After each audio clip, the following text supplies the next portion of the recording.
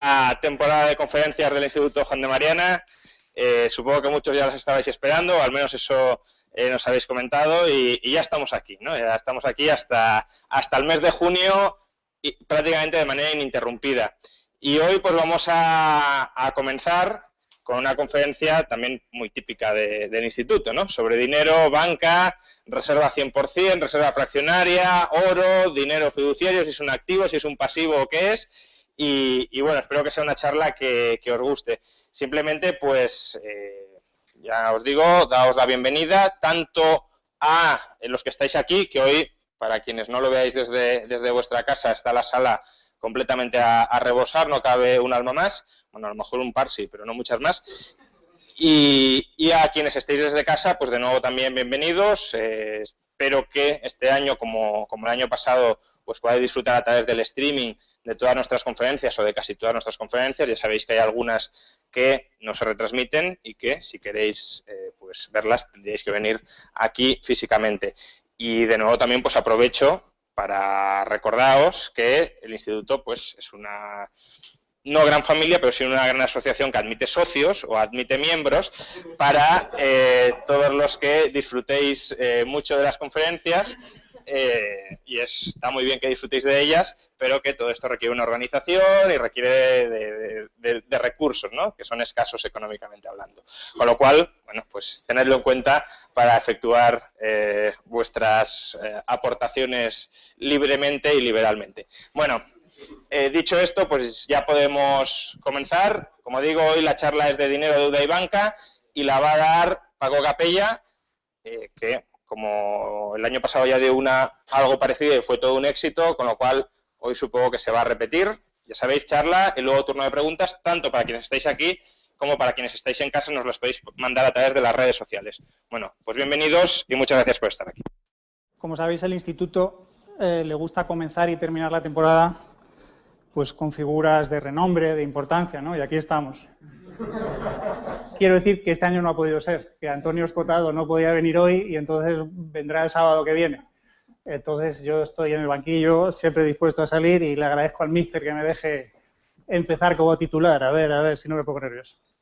Bueno, el tema es dinero, deuda, banca, que es verdad que ya la he dado otras veces, quizá con menos estructura.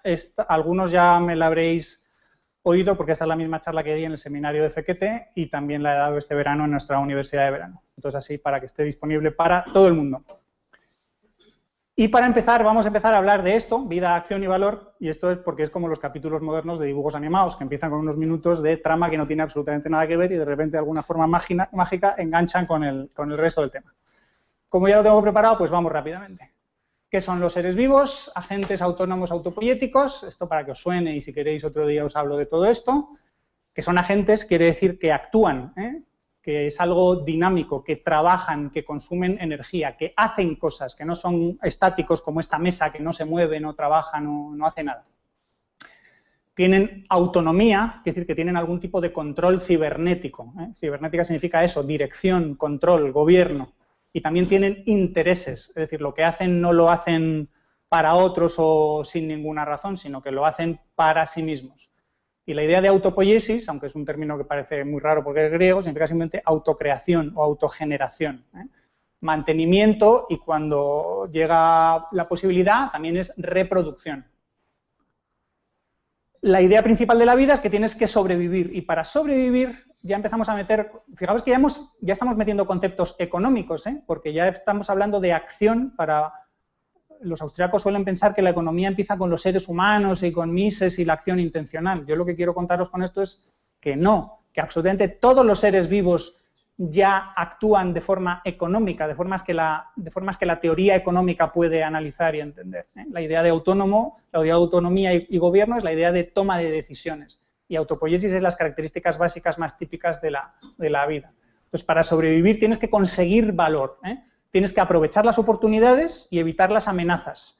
Y todo esto está relacionado con seguridad, que no te coman otros, que no te maten, o que el propio medio ambiente no te mate porque te caiga un rayo, una piedra encima. Conseguir comida, una planta la consigue mediante materia inorgánica y el sol, pero lo que se llaman los heterótrofos pues comen a otros, los animales tienen que comer a plantas o a otros animales.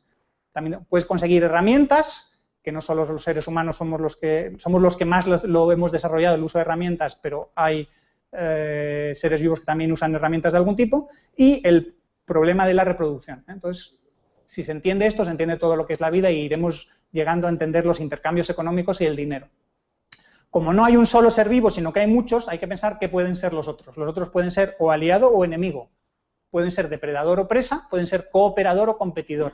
La idea de cooperación y competencia van juntas. Es decir, aquellos que critican a la economía y sobre todo a la economía liberal porque, uy, solo se habla de la competencia. Y esto es mentira. Constantemente se está hablando de la cooperación y la competencia. No tiene sentido la una sin la otra. Grupos sociales. De nuevo, como hay muchos, pues podríamos vivir cada uno por nuestra cuenta o podríamos vivir en grupo. ¿Qué son los grupos sociales? Son adaptaciones evolutivas. ¿Y por qué existen? Por el poder de la acción cooperativa coordinada. Hemos visto antes que los seres vivos son agentes. Entonces, ¿qué capacidad de acción, qué potencia, qué capacidad de tener efectos sobre el mundo? No es lo mismo si tú estás solo que si estás en grupo. Y ahora lo que os quiero hacer llegar con los siguientes puntos es que los economistas empiezan mal a explicar esto. Creen que la sociedad existe fundamentalmente por los intercambios económicos que hace la gente cuando se especializa, se divide el trabajo. Pero eso es, digamos, la guinda del pastel o lo que viene al final de la historia. Y es muy importante, pero no es la razón principal evolutiva por la que existen los grupos sociales. Los grupos sociales existen, primero, porque permiten concentrar esfuerzos similares. Es decir, que la unión hace la fuerza para atacar y para defenderse. Y esa unión es no lineal. Dos personas contra una persona, ¿quién gana? Ganan siempre las dos personas. O sea, si son iguales. No ganan el 66% de las veces y el 33% de las veces gana uno. Ganan siempre los dos. Como uno de los problemas vitales más importantes es sobrevivir atacando a otros para comérselos o para conquistar su territorio o simplemente defendiéndote de ellos, esto es importantísimo. Luego, por eso se juntan los animales, básicamente para atacar y para defenderse, para unir fuerzas. Otra razón es compensar riesgos. Es decir, yo no puedo compensar conmigo mismo el tener un gran día, un día y pegarme un atracón de comida si luego paso un montón de días sin comer y llego a estar por debajo del umbral de reservas y de tal manera que me muero. Pero sí lo podría compensar con otro.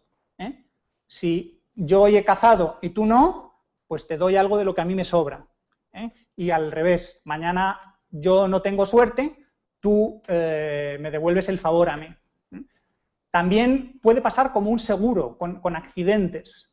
Si yo me caigo en la montaña y estoy solo, y esto es muy típico, yo lo hago de vez en cuando, a menudo voy a la montaña solo y mi madre lo pasa muy mal, y digo, es verdad. Entonces, si en la montaña tienes un accidente y estás solo, lo pasas muy mal, porque puede ser que no salgas de ahí, simplemente porque te pille la noche, te pille el frío o se te agrave el problema. Si estás con otro, pues te puede arrastrar o puede avisar a alguien. Pues a los animales les pasa lo mismo, que tienes un accidente o ese día estás débil, pues alguien te puede proteger, pero si no, no. Entonces esta es la idea de compensar riesgos. Y ya, la última es, sí, la especialización, las diferencias complementarias. El dividir el trabajo y luego intercambiar. Los humanos somos hipersociales. No somos solo sociales, somos los más sociales de los animales. Siempre nacemos, crecemos o vivimos como miembro del grupo. Espero que esto se oiga bien para que luego no nos acusen a los liberales. Es que los liberales sois atomistas, decís que el individuo va para cada cual por solo. No, que esto es perfectamente compatible con el liberalismo. Pero los grupos, sobre todo los grupos humanos, porque los grupos de los demás animales son bastante repetitivos, dada una especie de animal siempre forma grupos de la misma manera, aunque distintas especies formarán grupos de formas distintas. Los humanos tienen grupos de tamaños, dinámicas y complejidad muy variable. No tiene nada que ver una tribu pequeña, estática y simple, con una sociedad abierta, extensa, moderna y tremendamente compleja. Pero vamos a ver el lado malo de los grupos. El lado bueno es lo que hemos visto antes, la unión, la compensación y la especialización. El lado malo es que cuando vives cerca de otros, pues puede haber todo tipo de conflictos. Violencia, robo, engaños, trampas o simplemente que el otro te caiga mal. Te molesta, te huele mal, se tira pedo, lo que sea, o hace ruido, no te deja dormir. o simplemente te da un puñetazo, te viola, te roba. Pues todo eso son problemas de la convivencia, de vivir con mal. Los grupos intentan solucionar esto mediante reglas, que se expresan como obligaciones y prohibiciones. Siempre que veáis algo expresado como una obligación y prohibición, eso es una regla. O siempre que queréis construir una regla, al final vais a tener que expresarlo como un deber o como un prohibido. Y esas reglas se refieren a medios, es decir, a cosas, a bienes, entonces hablamos de propiedad, derechos de propiedad, o a acciones. Muchos rothbardianos insisten demasiado a veces en, bueno, todo es propiedad, y dices, no, si el derecho de propiedad solo es una forma de definir reglas. También podemos definir reglas sobre acciones sin fijarnos tanto en la propiedad. Y las reglas pueden ser individuales o de grupo, pueden aplicarse solo a individuos o a grupos enteros. Este grupo o esta empresa debe cumplir la ley, es la empresa la que debe cumplir la ley, no solo los individuos particulares. Una de las características principales de la evolución es que el altruismo puro o no existe, o es raro, o hay algo más. Y entiéndase altruismo puro como el dar algo, es decir, que una gente asume un coste y no recibe nada nunca de ninguna manera. Si una gente hiciera eso, siempre asumir costes y no recibir nada no tiene que ser recibir algo material, sino puede recibir algún servicio, por ejemplo, protección. Si no recibe nada a cambio de ese coste, está perjudicándose a sí mismo a cambio de nada, mientras que a los demás les está dando algo y los demás no están asumiendo un coste. Luego, evolutivamente, ese agente se va a deteriorar. ¿Excepciones a esto o modificaciones de esto? Puede haber esto cuando ayudas a un familiar, sobre todo madres a hijos, y a veces también los padres, pero sobre todo las madres, porque la naturaleza lo ha hecho así. Las madres asumen muchos costes y no reciben ellas nada, pero así al menos consiguen reproducirse y mantener la especie. También se puede hablar de una especie de altruismo, mal entendido como altruismo, cuando los individuos contribuyen y parece que no reciben nada, pero sí que están recibiendo algo, están contribuyendo a un grupo y están recibiendo protección del grupo. Entonces, a veces se ve muy claro el coste, pero no se ve el beneficio. Entonces, eso sería un altruismo raro. ¿Qué es lo que suele haber realmente? Intercambios recíprocos. Fijaos que de todas maneras los antropólogos hablan de regalos, de que en las tribus los miembros hacen regalos. Es verdad, porque es la manera hipócrita de presentarlo, y ellos lo presentan así. Se presentan como, te estoy haciendo un regalo. Y entonces, un mes después, dice, ¿por qué estás tan enfadado? Porque no me has devuelto nada, o porque no me has regalado tú nada. Pero no era un regalo, pero le llamamos así, pero nosotros ya nos entendemos.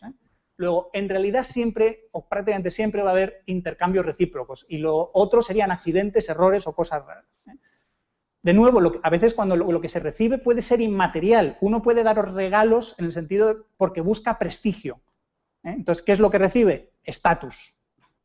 No solo hay que pensar que uno recibe cosas materiales, sino que uno recibe que los demás le reconocen como superior, que le invitan a las fiestas, que le miran con mucho respeto, que le dedican monumentos o cosas así. Y en estos intercambios, de nuevo, como estamos compitiendo evolutivamente, cooperando también, pero tiene que haber competición, te tienes que preocupar por la eficiencia competitiva. Entonces tienes que calcular valor, tienes que calcular beneficios. No puedes estar, bueno, yo te di, no me importa cuándo te di, no me importa cuánto recibí de ti. No, te estás viendo, ¿no? Lo que te di se corresponde más o menos en valor con lo que tú me diste. Intercambios. Los intercambios están regulados, es decir, hay normas acerca de ellos en todos los grupos sociales. La gente no hace intercambios como le da la gana. Tú llegas a una determinada cultura y más vale que te aprendas cuáles son las normas sobre los intercambios. No puedes llegar a comer con una familia y al final decirles, aquí tiene 20 euros por la comida que me ha dado. Se sienten totalmente ofendidos. Oiga, que no, que esto no es un restaurante, esto es una invitación. En el restaurante al revés, ¿no? No vas y dices, oiga, que muchas gracias, que he sido muy feliz, espero que a ustedes les vaya muy bien. Pues así hay todo tipo de reglas. Hay tribus en las que un intercambio se fuerza si alguien te pide algo. O si alguien se acerca y dice, ¡ay, qué caballo tan bonito! Te está diciendo, dámelo. Y ya te devolveré yo algo en el futuro. ¿Cómo? Cuando tú me digas, pues qué cabra tan bonita. O tu hija, qué maja es. Pues, cualquier cosa de esas, Y de nuevo, puede haber conflictos. Igual que hay conflictos de pegarnos y hacernos daño, puede haber conflictos en los intercambios. Que no estamos de acuerdo con lo que intercambiamos, que lo que me diste no valía tanto, se estropeó, el caballo no era tan bueno, tu hija no era virgen, cosas de esas, yo qué sé. Puede haber fraudes, puede haber impagos, todo tipo. Entonces, en los intercambios es fundamental la confianza, y las sociedades que progresan más, su base principal de progreso y de armonía y de desarrollo económico de riqueza es confianza. Esto se llama también capital social, es decir, que la gente se fían unos de otros. No solo que tienen conocimientos técnicos estupendos como podían tener todos los ciudadanos rusos soviéticos, que sabían todos jugar al ajedrez, matemáticas, eran todos ingenieros, pero ahí nadie confiaba en nadie. Y además el Estado interfería en todo. Las sociedades modernas se basan sobre todo en la confianza, en la reputación, y la reputación en finanzas tiene un nombre que se llama crédito. Pues yo prefiero reservar la palabra crédito, aunque se sobreentiende que también es sinónimo de deuda, prefiero hablar de deuda cuando es deuda, y reservar el crédito como palabra que merece un capítulo aparte, es decir, aquí estamos queriendo decir que tienes buena reputación, que la gente se fía de ti, que eres solvente, que saben que no vas a salir corriendo y que además vas a hacer todo lo posible para devolver y lo vas a conseguir. Hay básicamente 3 ejes en los que podemos analizar los intercambios. El primero es muy simple y no voy a insistir mucho, simplemente que se pueden intercambiar bienes o servicios. Y servicios, de nuevo os digo, entenderlo en sentido amplio. Bueno, que no siempre pensemos que tiene que haber un intercambio de cosas, sino que alguien te puede dar un masaje o eso, te puede dar las gracias y hablar muy bien de ti por ahí, pues eso ya es puede ser parte del intercambio. Puedes decir, pues me has devuelto porque has mejorado mi reputación. Lo más importante para la charla de hoy es los otros 2 ejes. El intercambio puede ser spot, que si alguien encuentra una palabra que sea española, la usaré, porque es más o menos decir que al contado, pago al contado, o ejecutado totalmente en el presente, o completo, pero en inglés se dice spot y ahí se entiende más.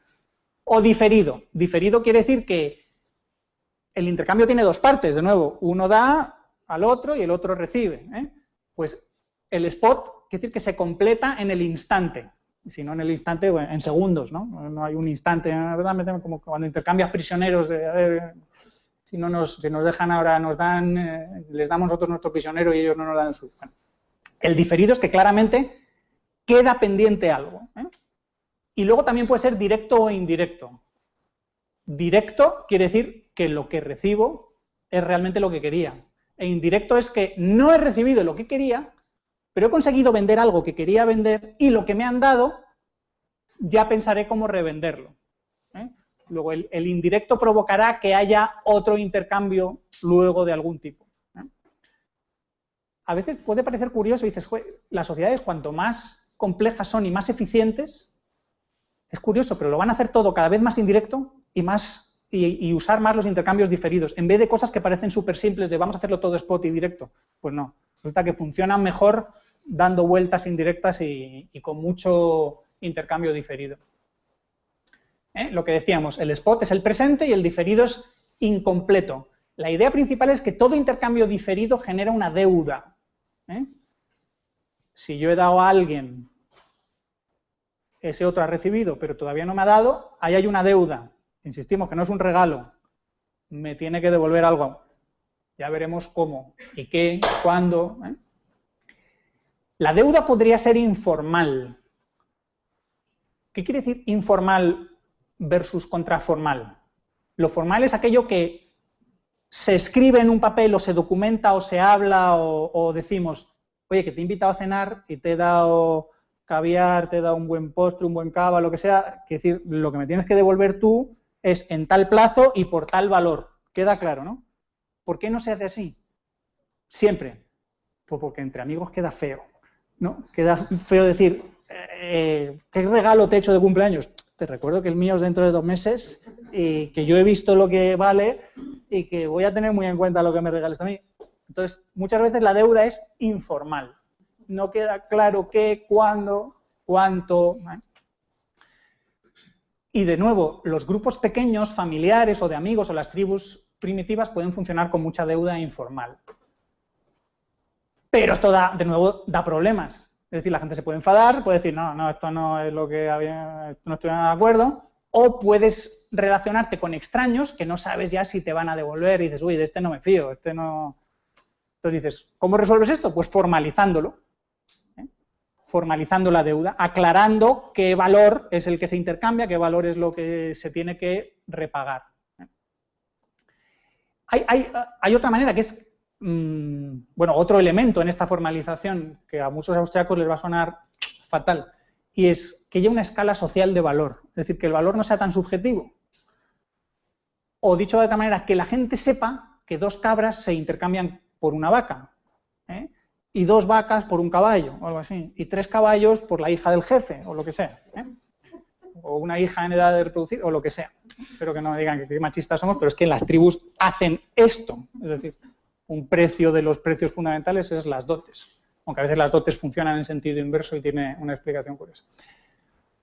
Entonces, esa escala social ya, con eso la gente ya entiende, oye, recuerda que lo que te llevaste fueron dos gallinas, lo que sea, luego más o menos saben el valor de lo que tienen que devolver porque ahí los precios no cambian y todo está reconocido. Otras posibilidades, simplemente documentarlo, especificar. Las tabletas babilónicas de arcilla, no sé si las habéis visto, y la escritura surge para esto, para documentar las deudas, no solo para registrar propiedades, sino todo para que la gente supiera quién debe qué a quién, pues lo apuntaban. Palito, palito, palito, palito, y luego algún símbolo de lo que era, una gallina, o un terreno, las fanegas de trigo, cualquier cosa. Y también que haya testigos. Entonces así la deuda se va haciendo más potente, más clarita y más moderna. Pero, lo que os digo, la formalidad tiene un coste. El primer coste es eso, el que al formalizar pierdes el coste de la informalidad amistosa. Si tú estás negociando con otra empresa y les exiges, para un negocio, y les exiges, vamos a precisarlo absolutamente todo, vamos a pensar todas las contingencias que podría haber, el de la otra empresa va a pensar, este tío no se fía de mí en absoluto, luego, ¿qué tipo de relación tenemos? O sea, que pensar que no solo en el ámbito familiar y amistoso no siempre se formaliza todo. Y aparte luego hay el coste de que si quieres precisarlo te tienes que poner a pensar, y tienes que poner a escribirlo, quizá tengas que contratar con un abogado, o ir a balistas o jueces, a decir, todo esto está bien, luego hay unos costes. Por eso no se formaliza todo, por eso los contratos nunca son completos, nunca está todo absolutamente especificado. Y el otro tipo, ya lo hemos visto, el intercambio directo y el indirecto. En lo que recibo ya es, no lo quiero volver a intercambiar porque tiene valor de uso para mí, y en el indirecto preveo revenderlo en el futuro y solo lo he recibido porque tiene un valor de intercambio. Sé que hay otras personas que lo van a querer y ellos a su vez lo querrán como algo final o a su vez para intercambiarlo otra vez, ¿vale? Entonces, lo que os decía antes, conforme la complejidad económica crece, el sistema social, lo que produce y lo que se intercambia, va siendo cada vez más grande, más dinámico, que pueda cambiar y te relacionas con extraños, la economía va siendo cada vez más especializada y los intercambios son cada vez más indirectos y mediante intermediarios. Pues fijaros que la idea de intermediación ahí pongo agentes y bienes. El intercambio ya es indirecto de 2 maneras. Es indirecto, como os he explicado, respecto a los bienes, y también es indirecto respecto a los agentes, que entre los productores iniciales y los consumidores finales no te intercambias en un salto, sino que llegan los intermediarios a decir, yo conozco a los productores, voy y les compro a ellos como mayorista y luego los redistribuyo a los minoristas, a las tiendas. O sea, hay niveles de intermediación. Eso, el agente intermedio es el comerciante o el distribuidor. Quiero resaltar su figura porque son ellos los que hacen la inmensa mayoría de los intercambios y los que van a manejar la inmensa mayoría del dinero y la deuda de todo lo que vamos a hablar. Uno de los problemas que yo tenía y que creo que tiene casi todo el mundo al entender el dinero o entenderlo mal es que la mayor parte solo lo hemos usado eso como usuarios finales y tenemos una visión quizá teórica de lo que nos han explicado. Los que realmente saben de qué va el tema son los que lo hacen, no tanto los que lo piensan, sino los comerciantes, los distribuidores, son los que realmente ven qué es dinero, qué se puede usar como medio de pago, qué deuda es buena, por qué hay que economizar en dinero. Por eso siempre quiero resaltarlos. Y probablemente los comerciantes tuvieron mucho que ver con el origen evolutivo del dinero, es decir, cuando se explica, hablaremos un poco más luego, dices, bueno, evolutivamente el dinero surgió espontáneamente porque agentes más perspicaces se iban dando cuenta de que había bienes más vendibles, dices, ¿quiénes eran esos agentes más perspicaces? Seguramente los intermediarios, porque eran los que más dinero tenían que usar, eran los que más operaciones comerciales hacían, luego eran los más interesados en que aquello fuera lo más eficiente posible. Entonces, el bien intermedio, el bien de intercambio, lo que se llama de intercambio indirecto o bien para intercambios indirectos, de intercambios spot indirectos, es lo que llamamos dinero. ¿Qué es el dinero? El bien más líquido, es decir, que la liquidez tiene grados. Normalmente la liquidez se dice que es el bien más fácilmente vendible, pero no vendible de cualquier manera. Vendible es todo mientras pongas un precio suficientemente bajo. Es decir, vendible sin pérdidas y vendible sin esfuerzos, vendible sin costes de transacción, ¿sí? Que yo tenga que ponerme a buscar. Yo uso una palabra que digo que es el invariante de valor, que es lo mismo que liquidez, pero por expresarlo de otra manera. Y entendiendo valor como dos cosas, que la gente lo quiere, es decir, es invariante en el sentido de que lo va a querer todo el mundo, lo va a querer en todo momento y en todo lugar, y valor entendido como poder adquisitivo, es decir, que su poder adquisitivo va a ser constante. Invariante, aclaro, no quiere decir que no pueda variar nada, es decir, que la invariancia sea perfecta, quiere decir que es el mejor invariante posible. El más invariante de todos los bienes que existen en una economía, ese será elegido como dinero. ¿Y invariante respecto a qué? Pues respecto a cambios de persona, que todo el mundo lo quiere. Si yo quiero hacer un intercambio y tengo dinero, sé que puedo intercambiar con todos. No tengo que ir a buscar, tengo un libro de inglés, pues solo le interesará a aquel que esté interesado en aprender inglés. Entonces tendré que buscarles a ellos. Menger pone los ejemplos de un diccionario de sánscrito o material de cirujano o de material de astronomía, pues eso no le interesa a todo el mundo, le interesa a gente muy específica. El dinero es el bien que lo quiere todo el mundo. Y en todos los sitios, no es algo particular de un sitio. Fijaos, por eso, esto me estoy acordando ahora de que hay muchos movimientos para reformar el sistema monetario que insisten en que los dineros tienen que ser locales. Todos estos créditos locales, todos los dineros alternativos, dices, esto como idea es graciosa, pero digamos que pervierte la idea de dineros que sea universal y vosotros queréis volver a lo local para sentiros bien y relacionaros con vuestros vecinos y que haya mucha dinámica interna, vale, pero os estáis cerrando al resto del mundo. Que también sea invariante en el tiempo, que no sea algo que se quiere en invierno y no se quiere en verano, como la ropa o al revés, como el aire acondicionado o los helados, que valga igual por el día que por la noche, que no sea algo cíclico, que no sea una moda, de nuevo, que sea constante en el tiempo. Técnicamente los economistas se fijan sobre todo en lo que voy a decir ahora, es que sea invariante en valor respecto a cambios en cantidad. Es decir, que la utilidad marginal sea lo más constante posible. La utilidad marginal siempre decimos que decrece. Vale, pues que decrezca lo más despacio posible. De tal manera que casi puedes decir que es constante. Yo tengo una cantidad enorme de dinero, no pasa nada porque tire todo ese dinero al mercado. No pierdo poder adquisitivo, mientras que al revés, si tengo de repente que vender 10.000 coches, pues no es lo mismo que si tengo que vender solo uno. El coche segundo ya lo tengo que ir descontando y el 10.000 casi lo tengo que regalar. Y este cambio es muy importante, y esto sobre todo es idea de Antal Fekete y gente que se fija en que en los mercados no hay un solo precio. En los mercados hay dos precios, porque los mercados, de nuevo, cuando están organizados tienen intermediarios y los intermediarios no trabajan gratis. Luego en todo mercado hay un precio al que le vendes al intermediario y un precio al que le compras al intermediario. Entonces esos precios son lo que se llama el bid y el ask, el precio pedido, el precio ofrecido, no sé si lo he dicho en orden correcto, pero eso lo estudiáis por vuestra cuenta.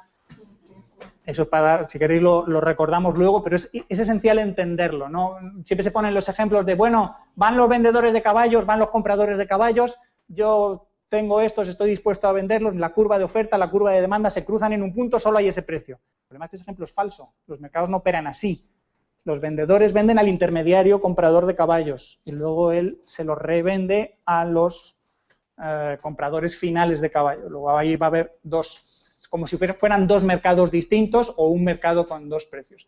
Pues la idea es que el dinero también es invariante respecto a tu rol como agente, respecto a tu papel. Si quieres vender dinero o si quieres comprar dinero, es decir, compres o vendas, entre medias el dinero no ha perdido valor. Tampoco lo ha ganado, porque sería un chollo, pero se trata de que no lo ven. Entonces, que haya el mínimo diferencial, lo se llama el mínimo spread, la mínima diferencia entre el valor del dinero cuando estás comprando que cuando estás vendiendo. Y de nuevo, como los intermediarios eran los más interesados, ellos eran los más interesados en decir que mi spread sea el mínimo posible, para que yo no tenga pérdidas en cada operación.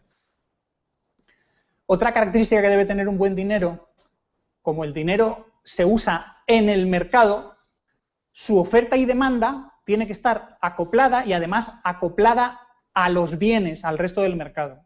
Gran parte de los problemas de las economías actuales es que el dinero se crea por los bancos centrales de forma básicamente independiente del mercado. Ellos tratan de optimizar el mercado, pero no hay mecanismos de mercado de competencia entre emisores de dinero para eliminar a los que lo produzcan mal y promover a los que lo producen bien. Luego, la idea es que tanto oferta y demanda de bienes como oferta y demanda de dinero puedan estar perfectamente acopladas, para que la gente sepa cuándo tiene que producir dinero, cuándo ya no hace falta producir más, cuándo el valor es correcto, cuándo está ganando o perdiendo valor. Una característica que es importante es, como tiene que ser un bien duradero, lo vamos a ver ahora, porque si tiene que conservar el valor, si es un invariante de valor en el tiempo, tendrá que ser un bien duradero, no puede ser un bien que se estropee, porque un bien que se estropea deja de existir, luego ya no vale nada. Sus existencias se van acumulando. No es como el trigo, que las existencias de trigo se consumen todas en un año, básicamente, salvo que alguien las quiera almacenar, pero los costes de almacenar trigo son importantes y la gente tampoco almacena trigo a 10, 30 años. Pues básicamente lo consumes todo. Pero las existencias de dinero, de un buen dinero, como la moneda de oro, pues son casi eternas. No son eternas porque el oro poco a poco se va estropeando con el uso, pero las existencias se mantienen. Pues para que el valor sea estable, el flujo tiene que ser pequeño en comparación con las existencias. Y esto es así. Todo el oro que hay, lo pones y siempre se dice, no sé, ocupa como un estadio de fútbol hasta no sé qué altura. Pues lo que añades es un 1, 2, 3% como mucho al año. No más. Varias razones por la que algunos bienes son dinero. Señalo esto porque la gente no entiende y dice la tontería aquella del oro, la bárbara reliquia, el oro, que la gente es idiota y se fija porque es amarillo y brilla. Esta gente no entiende que uno de los principales problemas sociales es el estatus. Es decir, y además, quizá no lo entiende porque no se habla de ello, porque precisamente el estatus hay que conseguirlo, pero no hablar de ello. Es decir, hay que conseguirlo sin mostrarlo pareciendo humilde, pero en realidad... Entonces, una manera de mostrar estatus es la ornamentación, y tiene que ser una ornamentación cara. En agosto escribí un artículo para el Instituto Juan de Mariana que se llama sobre cómo se señalizan en el ámbito biológico y en economía. Todas las señales tienen que ser caras, porque si no son caras son fácilmente falsificables. Entonces, el dinero tiene que ser algo escaso y muy difícil de conseguir y que todo el mundo luego quiera y que tú puedas mostrar, yo lo tengo y tú no. Entonces tiene un alto valor, y así muestra estatus y poder. Luego, por eso el oro y la plata surgieron evolutivamente como dinero, por algo tan biológico y tan humano como la obsesión, el deseo de tener estatus. Sobre el origen y evolución del dinero, la explicación que yo creo que es más correcta es que es una institución social evolutiva. ¿Qué quiere decir que es una institución? Que es un patrón social de conducta, un patrón, algo que se repite, que todos hacemos igual, y que no solo todos hacemos igual, sino que todos pensamos igual, todos entendemos qué es el dinero, y todos entendemos que los demás lo entienden. Pues lo mismo que cuando usamos el lenguaje, usamos las palabras, sabemos lo que queremos decir, sabemos que los demás nos van a entender, pues el dinero es igual. Y así nos coordinamos socialmente, no tenemos que estar redescubriéndolo en cada intercambio, sino que sabemos usarlo de forma muy, muy fácil. Y como os he dicho antes, ¿cómo surge esto evolutivamente? Pues puede haber distintos bienes con distintos grados de liquidez.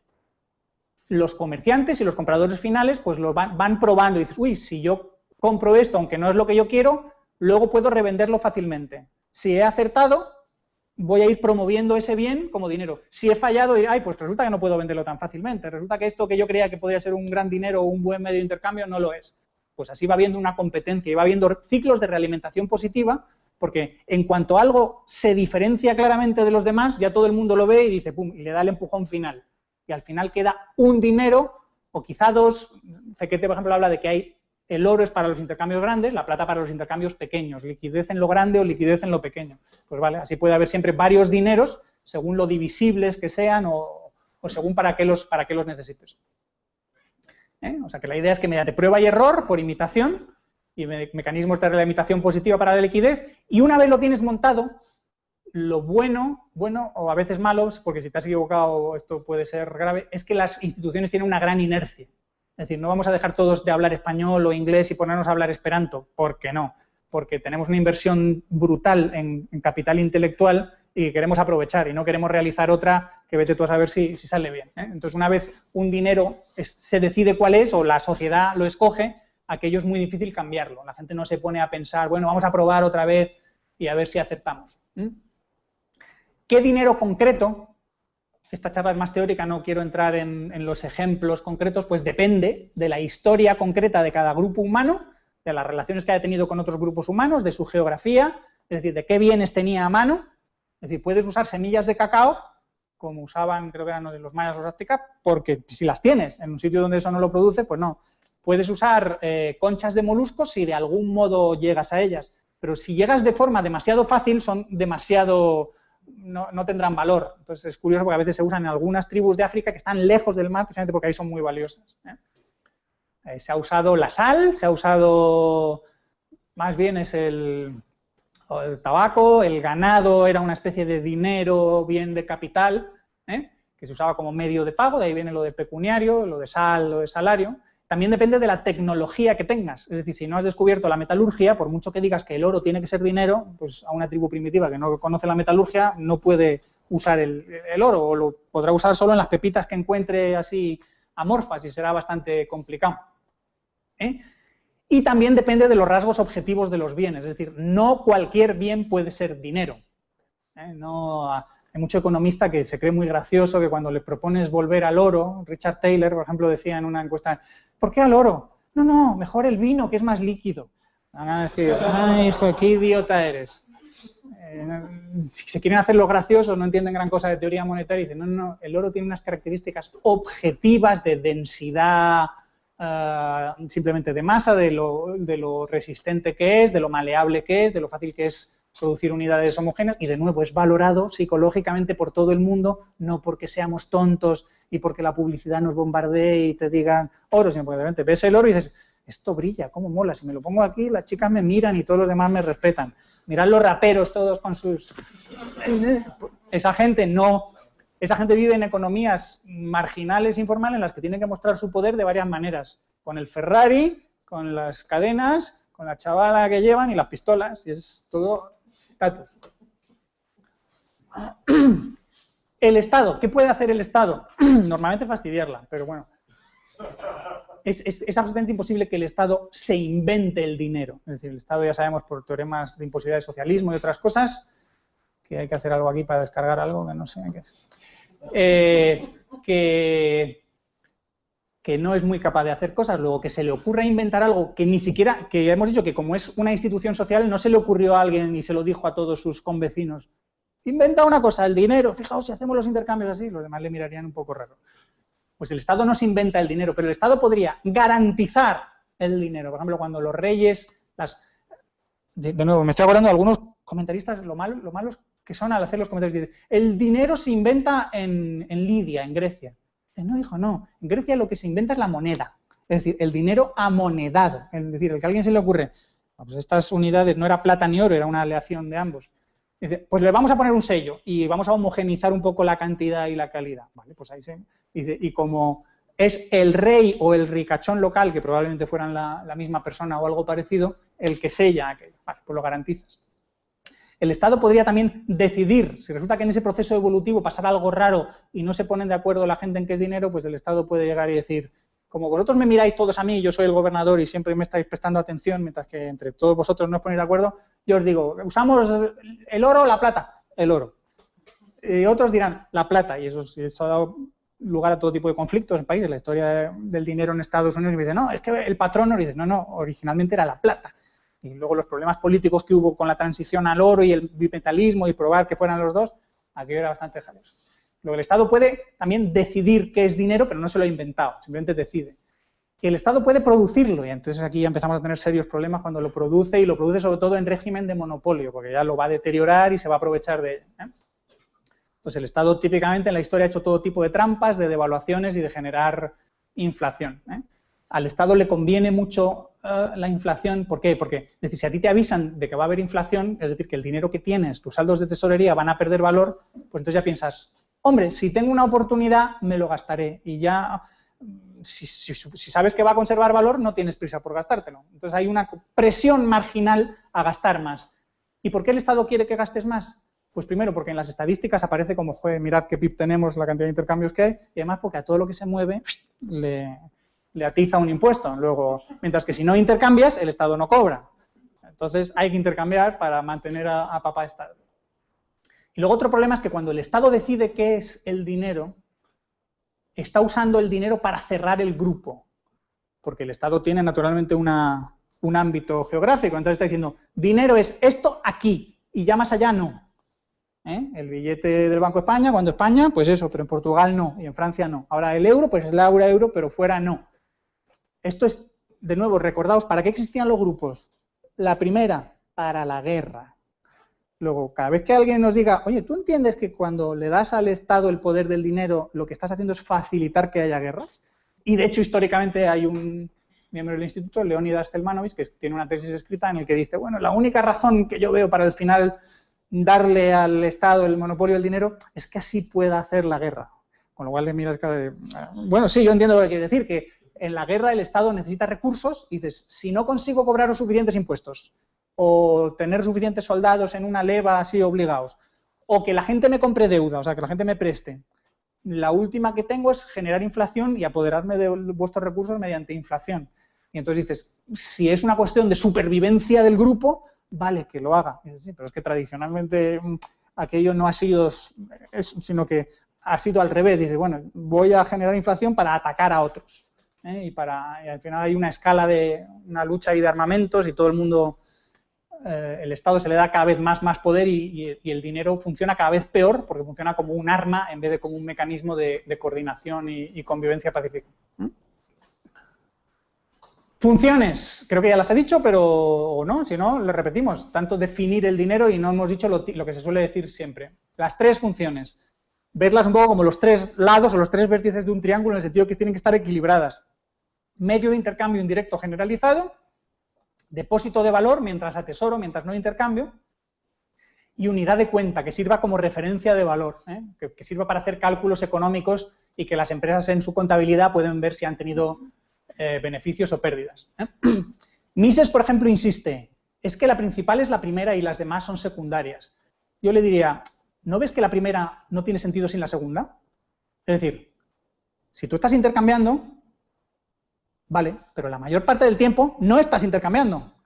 Luego, estás usando mucho más tiempo el dinero como depósito de valor que como medio de intercambio. Es decir, que haya la posibilidad de intercambio tiene que implicar que hay la posibilidad de no intercambiar, porque no estás constantemente dinero que recibes, dinero que gastas, sino que tienes unos saldos de tesorería que estás guardando. Y lo otro surge enseguida, y aunque inicialmente puede ser menos importante, sobre todo para la gente de la calle que no necesita ver si está obteniendo beneficios o pérdidas contables, en las economías modernas puede llegar a convertirse en la más importante, porque vamos a ver que las otras tienen sustitutos, pero la unidad de cuenta no. Necesitas una unidad de referencia, como el metro y el segundo, y una vez la decides, tiene que ser esa. Pero las demás vamos a ver que hay sustitutos monetarios para los intercambios y que hay depósitos de valor alternativos. Luego los atributos técnicos, los típicos que dicen duradero, tiene que ser un bien persistente, que no se estropee, denso en valor, porque lo tienes que almacenar y no quieres que ocupe aquello muchísimo, y lo tienes que llevar y transportar, entonces tampoco quieres que pese mucho, que el valor sea fácilmente divisible de forma lineal. Los diamantes, se dice, no pueden ser dinero, porque cuando partes un diamante en dos, los dos diamantes no valen cada uno la mitad, valen muchísimo menos. El oro tiene esa característica estupenda, de nuevo, algo típico objetivo, y es que es homogéneo, que da igual, puedes juntarlo y separarlo, sigue siendo oro. Las vacas tienen ese problema, que media vaca no vale lo mismo que una vaca, y además depende de cómo la cortes, pues la vendes o no la vendes. Las unidades deben ser fungibles. La palabra fungible entendéis lo que es, porque igual, a mí me encantan las pifias de gente que considero muy inteligente. Steven Pinker, que sabe un puñado debía creer que fungible es intercambiable, es decir, fungible es todo lo que se puede vender. No, fungible quiere decir que las unidades son sustituibles unas por otras. Es decir, básicamente son irreconocibles. Eso quiere decir fungible. Que cuando tú le das una moneda a otro, al banco, y dices, devuélveme mi moneda, no te tiene que devolver tu moneda, te devolverá otra moneda que valga igual.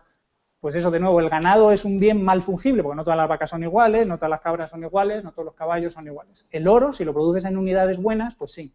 Aunque la gente empezara a hacer trampa, a raspar, a sudar las monedas y decir, te doy esta moneda. Y dices, macho, esto está totalmente raspado, esto a mí dame una moneda nuevecita. Por favor. Existen, fijaos, por qué ciertas cosas son dinero, como las conchas de ciertos moluscos, porque ya venían en unidades fungibles sin ser producidas. Es decir, te la encuentras, ay, mira, qué chula. Y son básicamente todas iguales, si no son iguales, dices, oye, no, esta no te la acepto, o te la acepto con un descuento. Y luego también puedes producirlas como la moneda de oro. Y que sea fácilmente reconocible, que no haya que estar ahí analizando todo. Por eso la moneda es un gran avance, porque antes de que existiera la moneda, si le llevas un pegote de oro, pues el comerciante tiene que sacar la báscula y empezar a pegar, y dices, bueno, pero es que esto vale mucho más de lo que yo te estoy dando, vale menos, ¿cómo ajustamos ahora el intercambio? Además dices, pero es que yo no me fío de tu báscula, pues más vale tener a alguien que haya producido algo homogéneo y fiable. El dinero es maravilloso, pero tiene riesgos y tiene costes. Es decir, se puede perder. Y entender perder, se puede perder la cosa. Es decir, tú puedes tener un agujero en el bolsillo y tus monedas, ¡chum!, las has perdido. O pierdes la cartera, ya no sabes dónde está, o ibas en un barco y se cae al fondo del mar, la has perdido. Aquello sigue existiendo, es persistente, pero es difícilmente utilizable. Puedes perder la cosa, pero también puede que no pierdas la cosa. También se podría estropear. Pero vamos a asumir que es un buen dinero, entonces se estropea poco. Puede perder valor sin que tú pierdas la cosa. Si la gente repudia el dinero, si deja de ser dinero, si ese bien se desmonetiza, tú, aunque no has perdido la moneda de lo que sea, o el billete de lo que sea, ya no te sirve como dinero. Y la pérdida más típica de valor es mediante inflación. La gente no lo repudia del todo, pero cada vez te pide más. Porque dice, oye, esto cada vez hay más, sabemos que estamos produciendo cada vez más. También te lo pueden robar, sobre todo, y además no solo te lo pueden robar, sino que si lo llevas encima te lo pueden robar con daño a la persona física. Por eso la gente no suele llevar todas sus posesiones encima. Encima se me pueden perder, pesan y encima me pueden hacer daño para quitármelas. Podría resultar que es falso, tú has aceptado un billete y resulta que es falso, o una moneda y resulta que es falsa, o no es tan pura como querías. Y hay dos costes más. Y es el coste de oportunidad, y es que mientras tú tengas dinero, que no tienes todas las cosas que podrías comprar con ese dinero.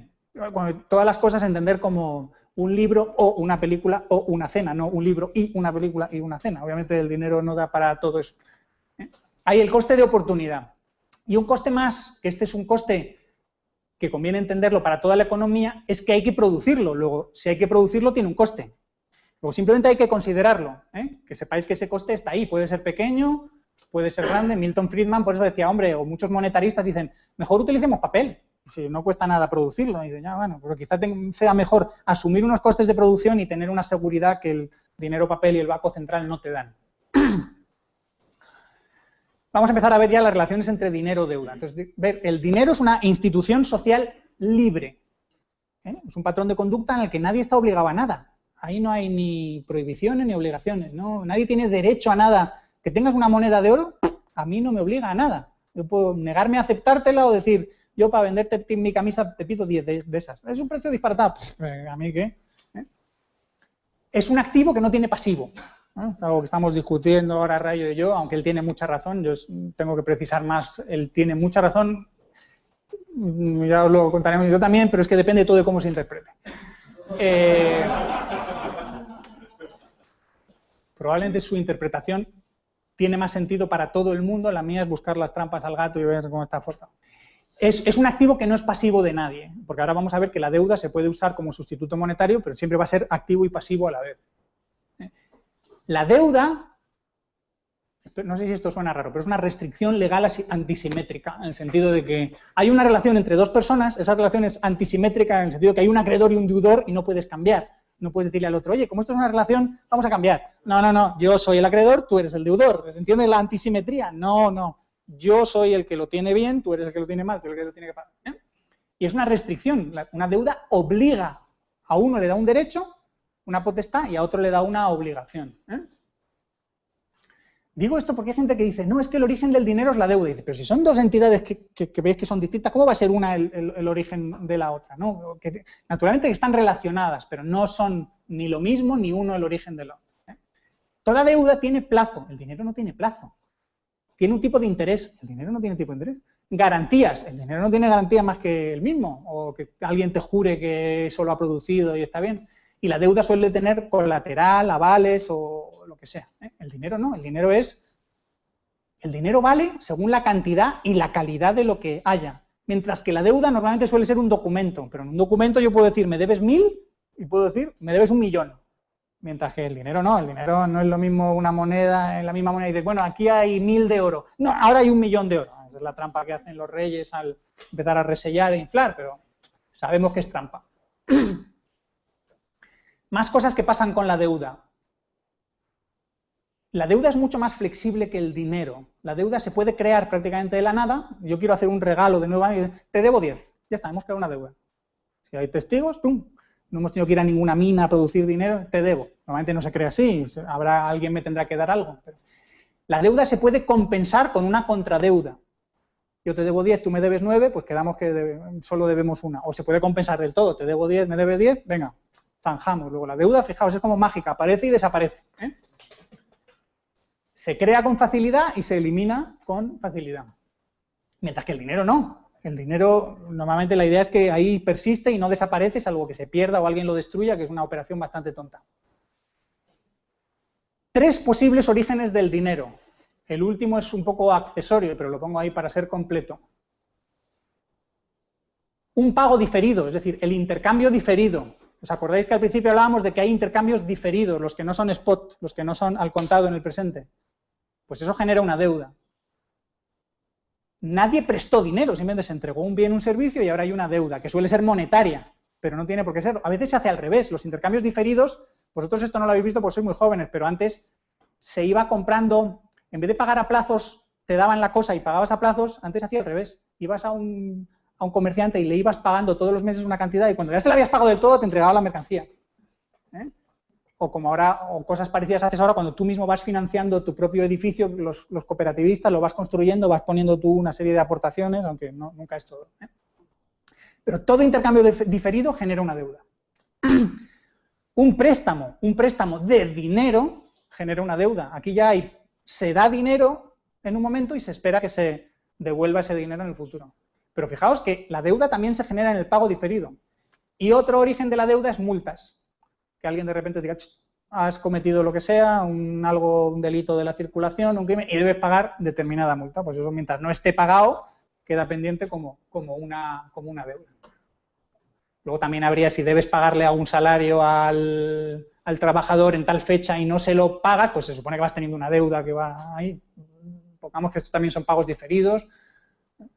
¿Entendéis lo de los 3 orígenes? Porque muchos me da la sensación de que creen que la deuda, olvidaos lo de la multa, pero la gente parece que solo cree que la deuda surge con préstamos.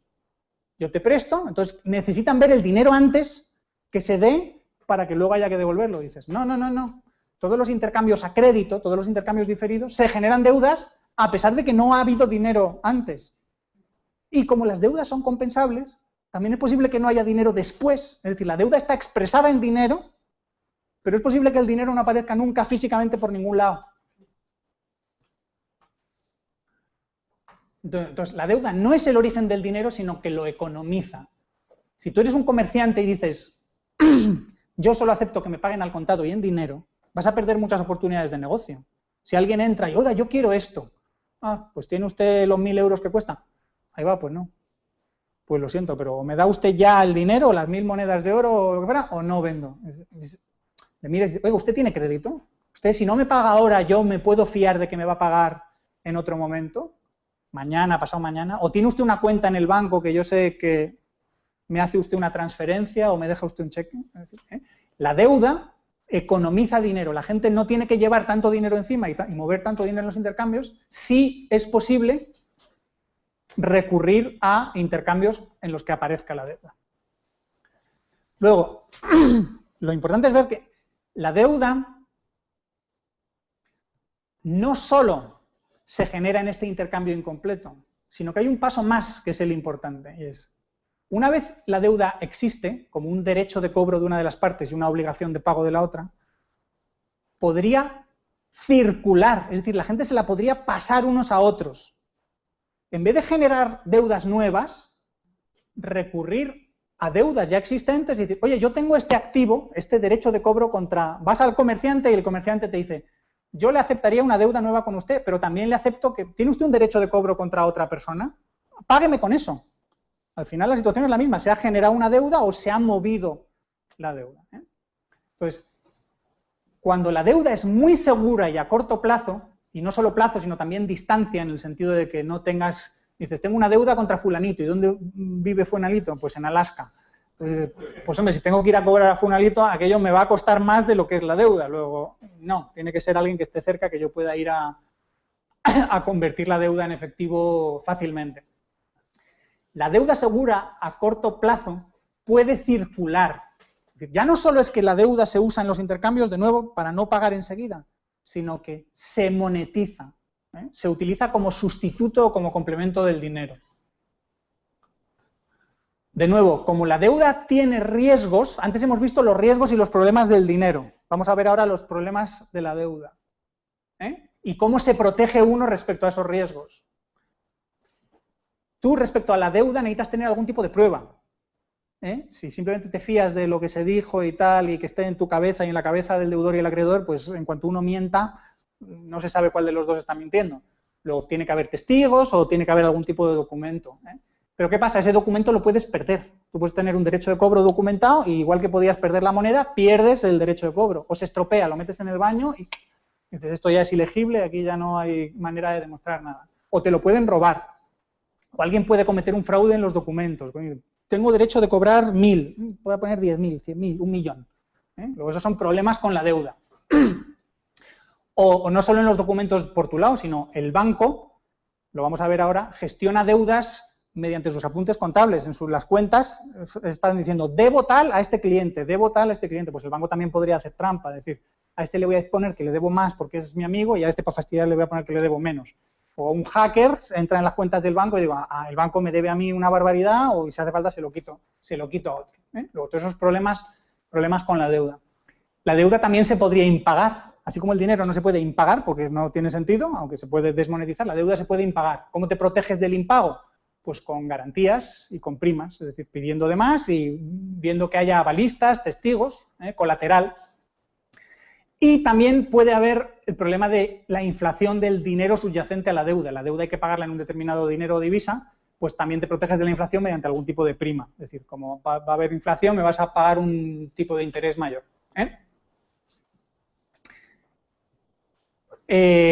¿Cómo se establece la paridad entre el dinero y esta deuda sustituto? Pues según, si es muy seguro, si esa deuda es muy segura y es a poco tiempo y es a poca distancia, pues cotizarán prácticamente a la par. Pero en cuanto haya dudas, recordad que hablábamos de la confianza, la paridad se romperá. Entonces la deuda cotizará a menos dinero. Te la podrán aceptar como medio de pago, pero ya será un mal dinero porque su valor irá oscilando e irá probablemente cayendo. Y la última idea. Hemos visto, bueno, prácticamente ni hemos hablado de la posibilidad de trueque. Fijaos que la gente suele explicar cómo, yo no os he dado la explicación clásica de cómo surge el dinero. El trueque es muy complicado y entonces van e inventan el dinero. Porque esta explicación es demasiado didáctica, es demasiado simplista y es probablemente falsa. Si el trueque es muy complicado, no puedes por qué inventar el dinero. Inventas el crédito. Y ya si el crédito no funciona, inventas el dinero. Porque como no puedes tener crédito con todo el mundo, con tíos de otra tribu que son tus enemigos, pero aún así quieres intercambiar con ellos, o con gente que no conoces, que está muy lejos. Entonces, hay las tres posibilidades: trueque, dinero y deuda. Y deuda entendiendo que el intercambio es simplemente diferido o que la deuda se monetiza. ¿Qué se usa en cada caso? Depende depende de las circunstancias, de qué cuesta cada cosa, qué costes de transacción tiene o qué costes tiene de producir el dinero o de generar la deuda, qué riesgos hay de que la deuda se impague, y cuánto es el crédito que hay en la sociedad. Si hay muchísimo crédito en la sociedad, se utilizará muy poco dinero y muchísima deuda. Si al revés, cuando por ejemplo el Imperio Romano se viene abajo, el crédito deja de funcionar, la gente ya no vende a crédito, ni hay crédito circulante, aunque en aquel momento tampoco prácticamente había, y toda la gente usa dinero y atesora en forma de dinero, ya no puede atesorar en otros activos. Y en las crisis pasa lo mismo, el crédito se contrae a lo bestia. Los austríacos tienen razón, que el crédito se ha expandido de forma insostenible antes y lo que está pasando ahora es que el crédito se contrae. Entonces ya la gente no acepta intercambios diferidos o los acepta menos y esos sustitutos monetarios la gente los mira mal. Dice, bueno, mejor no. ¿Qué papel juega la banca en todo esto? Vamos acabando. El intercambio al crédito podría funcionar, como os he puesto el ejemplo, en una tribu. Y también os he dicho que os fijéis sobre todo en los comerciantes, en los intermediarios, porque son ellos los que realizan la mayor parte de los intercambios. Y además los comerciantes son un colectivo relativamente estable. Uno adquiere una reputación como comerciante, adquiere una imagen de marca y ya quiere que los demás sepan que está ahí, que comercia no sé qué y que es un tío con un cierto estatus. Y se conocen entre ellos. Luego, los comerciantes fueron los primeros que empezaron a economizar más en dinero. Y en vez de pagarse con dinero, se pagaban con deuda, con derechos de cobro que tendrían frente a otros comerciantes. Es decir, la deuda se generaba primero en algún intercambio, alguien entregaba una mercancía a otros, el Cequete y otros ponen el ejemplo de pues el agricultor, va y le da el trigo al molinero. Y entonces el molinero, ahí se produce una letra inicial. No se paga en dinero, sino que el molinero le reconoce al agricultor que le pagará en un mes, en 30, 60, 90 días, lo que sea. Vale, entonces, en vez de que en cada intercambio se genere una nueva deuda, lo que se hace es se usa esa deuda y se va pasando de unos a otros. La deuda va circulando. Esto se llamaban letras reales. Reales en el sentido de que eran letras respaldadas por bienes reales, que no eran letras tramposas, porque cuando empiezas a ver las trampas que se pueden hacer con todo esto son múltiples. Sobre bienes líquidos, los bienes tenían que ser con garantía de que iban a ser vendidos sin pérdida. Y además esos bienes, en la medida en la que existieran y no se estropearan, podían funcionar un poco como colateral. Pero la idea era que aquello iba a ser, que la letra era autoliquidable, en el sentido que la letra, ese bien al final se iba a vender, iba a generar oro y con ese oro se iban a pagar todas esas deudas. ¿Qué hacen los bancos? Este medio de pago inicialmente, insisto, solo lo pueden llevar a cabo gente que confíen mucho unos en otros, que se conozcan y que sean especialistas. Pues los bancos dicen, podríamos extender esta idea del crédito circulante, esta idea de pagar con deuda en vez de pagar con dinero, al resto del mundo. ¿Cómo? Nosotros emitimos nuestra propia deuda, nosotros nos damos a conocer ante la gente como gente con reputación. La idea ahora es que pensamos que un banquero es un ser vil, con mala reputación y probablemente en el sistema actual tenéis parte de razón si pensáis así, porque el sistema es tan disfuncional y está muy montado a favor de ellos. Pero tradicionalmente en un sistema de banca libre, el banquero se la estaba jugando si perdía su reputación. Es decir, su principal activo era un intangible como su goodwill, su buena reputación, el que la gente supiera que eso era un banco estable, fiable, que no iba a quebrar, que no iba a hacer trastadas. Entonces, ese banquero emite su propia deuda segura a muy corto plazo, y esto la emite de dos formas: billetes al portador, que son derechos de cobro, y dices, pagaré al portador tal si me lo presenta a la vista, o depósitos, que el depósito es lo mismo, solo que en vez de tener tú el papel, el banquero tiene el apunte contable de le debo X a fulanito, y si me lo reclama, se lo tengo que pagar. Pero, de nuevo, hace falta confianza y sobre todo lo que hay que ver es que esto es tremendamente conveniente. Ya todo el resto de la sociedad ya no tiene que usar dinero, si no quiere, puede economizar y puede usar este crédito circulante. ¿De dónde viene el problema, digamos, funcionalmente? Ahora vamos a ver legalmente cómo interviene el Estado. Y es que los bancos no realizan, si los bancos solo realizaran esta función de gestión de pagos, habría relativamente pocos problemas. Pero es que los bancos realizan no solo esa función, sino que también hacen intermediación financiera. Es decir, ya no se trata solo de quién debe cobrar qué a quién, sino uy, alguien tiene un superávit, es decir, fondos prestables que puede prescindir de ellos una cantidad de dinero que dices, la quiero invertir. Y yo no sé a quién invertirla, te la voy a dar a ti para que la inviertas tú en mi nombre. Yo te la presto y tú la represtas o la reinviertes como consideres. Lo que pasa es que, fijaos que esto ya suele ser cosas a más largo plazo, luego la deuda es a más largo plazo. Y aquí también suele haber más riesgo, ¿ya? La gente no suele querer ahorrar en algo que le dé 0 o que le dé 0,1, porque no tenga riesgo. Dice, bueno, pues puedo asumir algún riesgo más.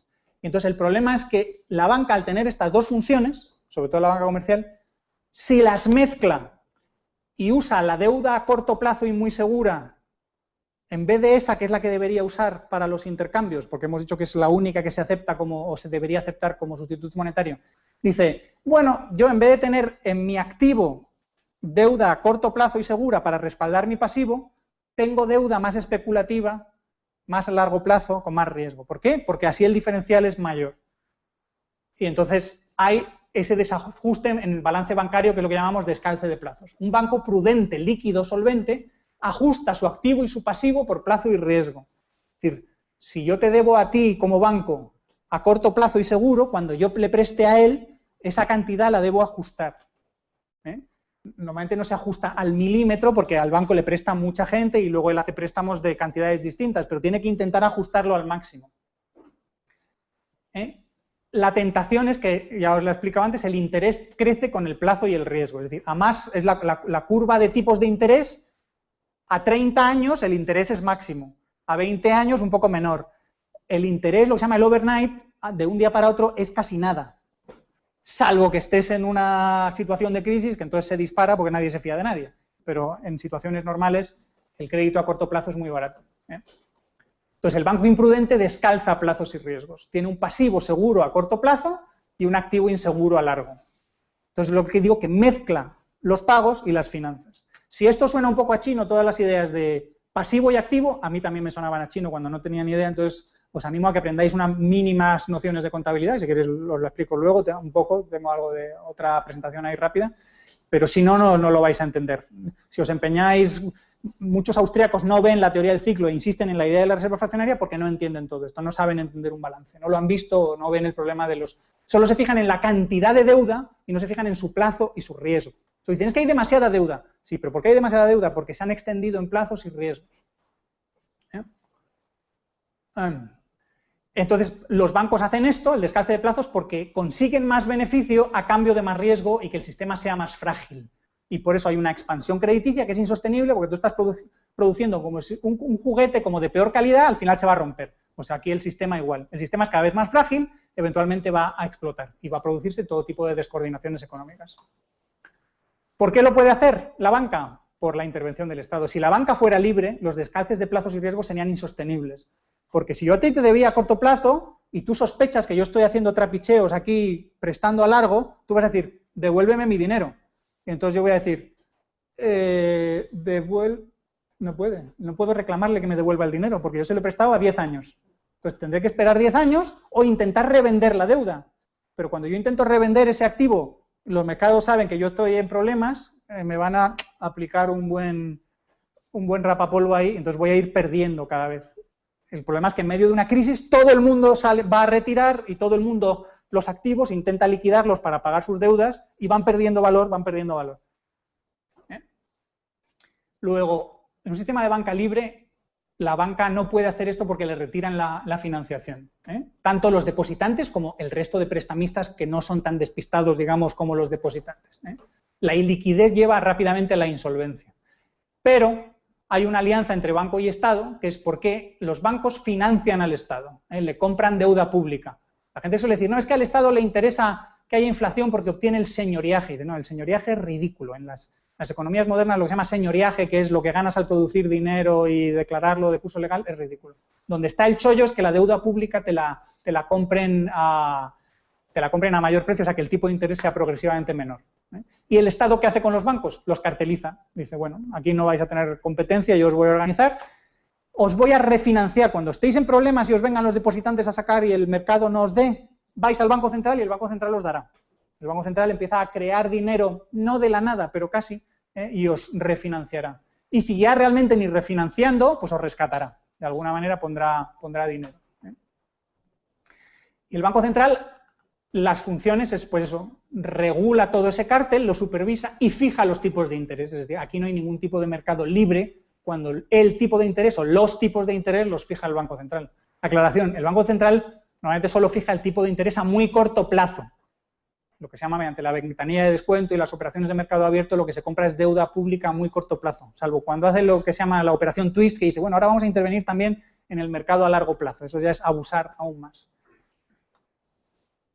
Y el otro problema es que el dinero... estoy viendo las tres formas en las que el Estado fastidia esto mediante los bancos. La banca central, el hecho de que haya un dinero fiat que es inconvertible, de manera que no te puedes salir del sistema, no puedes decir, señor Estado, ¿usted quiere ofrecer eso? Vale, pero a mí deje que me salga. Es decir, como cuando había patrón oro, el Estado imprime su billete del Banco Central, pero yo si quiero voy y me da las monedas y yo uso dinero en vez de usar esta deuda, en vez de usar el sustituto. Pero como la pone que es de curso legal forzoso, pues todo el mundo la tiene que aceptar como medio de pago y además el Estado dice, esto es lo único que yo os voy a aceptar para el pago de impuestos, pues va fomentando, va creando demanda. Pero no permite competencia. Ahora están asustados con Bitcoin y con otras cosas. Y el último es las garantías de depósitos. Como los depositantes todos estáis dormidos, ninguno se preocupa por ver qué tejemanejes puedo estar haciendo con el activo, pues nada. Mirad lo de las preferentes, todo el mundo, no, yo no sabía, tal. Pues los depositantes que se supone que están ahí más asegurados, pues no, todos dicen que no sabían y nadie se encarga de vigilar un poco a la banca. El hecho de que se rescate a los acreedores es lo que crea todos estos problemas. Y ahora si queréis lo discutimos más, esto es el final. Fijaos que no se ha mencionado, creo que en ningún momento, si se ha mencionado es para decir que no tiene nada que ver el tema de la reserva fraccionaria, pero si queréis ahora lo tratamos. Con esto ya más o menos acabamos esto. Sí.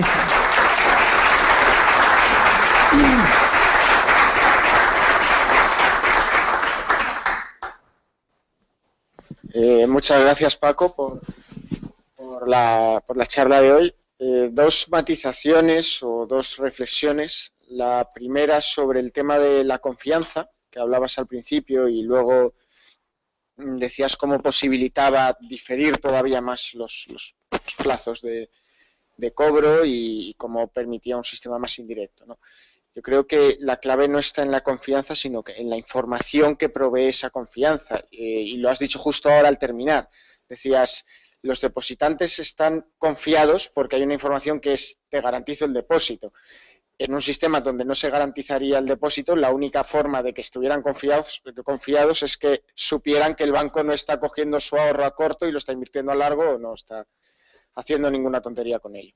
Sería la primera matización. La segunda tiene que ver con las letras reales que has mencionado de pasada y es una cosa sobre lo que yo he leído muy poco escrito al respecto de la circulación de letras reales, ¿no? Como medio de, como antes has dicho, circula la deuda, circula con gran liquidez porque es muy líquida, es a muy corto plazo, incluso has hablado de la corta distancia y sobre todo porque sabemos que el acreedor es solvente o es alguien de fiar, es alguien que tiene crédito.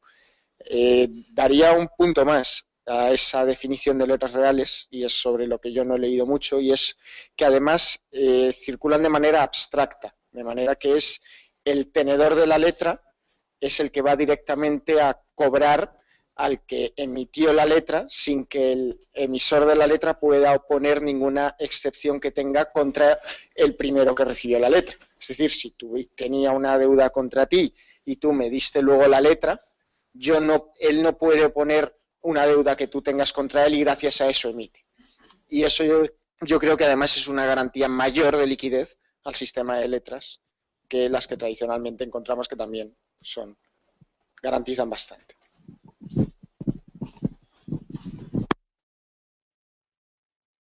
Letra. Es importante, exacto, una letra es un activo pasivo. Es importante que el activo sea legalmente negociable. Quiero decir, que ambas partes han pactado, al generar esa deuda, que la deuda es revendible. Es decir, yo te debo 10, pero hemos pactado que si tú quieres, le revendes a otro mi derecho de cobro. Si hubiéramos pactado que no, que yo solo te lo debo a ti y no lo puedes revender, ¿no? La letra, no sé cómo surge evolutivamente, pero eso se acepta. Entonces se va El problema de la letra es que es al portador, pero el portador está siempre identificado porque la lleva y siempre se han identificado todos los anteriores, han ido endosando, se ha ido traspasando la letra y todos van firmando. Hay una serie de garantías y luego yo acepto que este me la compre y ahora la tengo yo. Lo bueno que tiene el billete de banco es que te ahorras eso.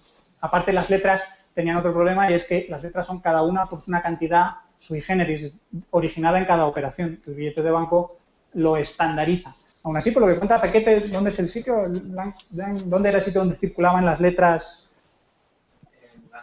En Lancashire o Lancaster, o no sé. Y dice, bueno, pues si ahí la gente encontraba, había tantas letras que podías encontrar siempre una que valiera para tus intercambios, pues estupendo. Bueno, y lo primero, importantísimo, muchas gracias porque la idea es importantísima. Sí. Tiene que ser una confianza con fundamento real. Es decir, la idiotez keynesiana de confíen y todo se arreglará. No, vamos a ver, nos acabamos de dar un ostión. Estamos hecho polvo y ustedes quieren que confiemos y salgamos otra vez a correr en la niebla frente a un precipicio. Que no. Vamos a ir ganando la confianza con una solidez debajo, que haya esa información y vamos volviendo poco a poco a ver en quién se puede confiar y en quién no. Sí, exacto. La idea de que de repente creemos, si psicológicamente todo el mundo confiara, lo que se produciría es una reactivación insostenible de la economía. Es decir, todo el mundo creería que todo va bien, como antes del ostión, y nos volveríamos a dar un ostión. Es decir, la realidad y el pensamiento y la valoración de la realidad conviene que vayan unidas. Hola. Quería saber un poco tu visión y tu impresión sobre todo el tema de las preferentes en España. Tu aspecto crítico, desde las personas que han confiado en ese producto y que han invertido en ellas y que luego a lo mejor no están dispuestas a asumir el riesgo que han depositado en ese producto, como de quienes lo han colocado en los distintos momentos de forma más intencionada y menos.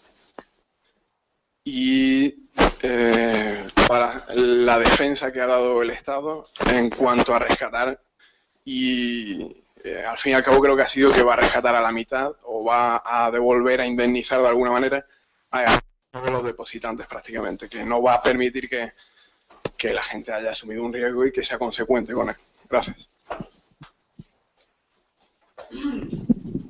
Empíricamente ver que la inmensa mayoría de la gente tiene un desconocimiento monetario y financiero y bancario, pero brutal. Vamos, habla con cualquiera, pregúntales algo de qué es un banco, estas cosas del dinero y la deuda, y casi nadie las sabe. Yo, que me considero una persona bastante culta, hace 6-7 años no tenía ni pajolera idea de todo esto. Luego, no habría entendido que siempre había, bueno, a ver, ¿dónde está el riesgo? Ahora bien, ser tonto no te excusa, porque podrías estar haciéndote el tonto. O porque si por ser tonto te protegemos, serás tonto eternamente. Y te convendrá, es decir, ¿para qué voy a hacerme inteligente si entonces me responsabilizan? Yo suelo decir que los contratos existen en la forma que existen, con unos contenidos escritos y con unas formalidades, notarios, entonces, para eso, para que la gente luego no diga, oh, es que yo no sabía, es que a mí no me tal.